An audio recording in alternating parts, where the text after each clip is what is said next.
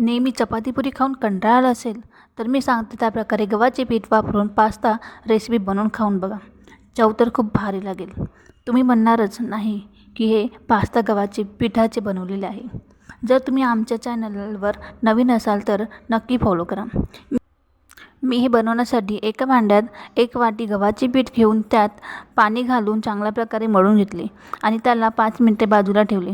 त्यानंतर चपाती लाटून त्याचे छोटे छोटे तुकडे कापून मी ज्या प्रकारे करते त्या प्रकारे त्याला शेप देऊन बाजूला काढून ठेवा.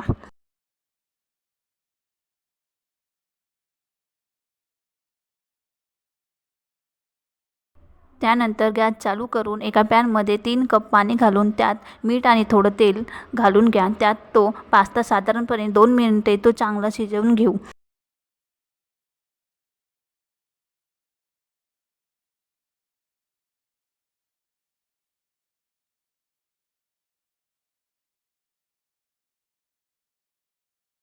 चांगला शिजवून घेऊ.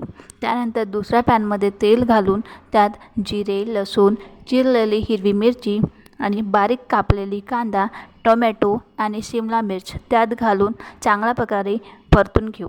त्यानंतर त्यात चवीनुसार मिरचीची पावडर, हळद आणि मीठ घालून त्याला चांगले परतून घेऊ.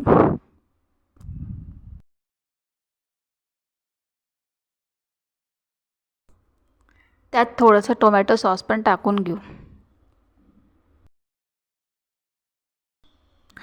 त्यात आपण तयार केलेली पास्ता घालून त्यात कोथिंबीर घालून चविष्ट असा पास्ता तयार झालेला आहे.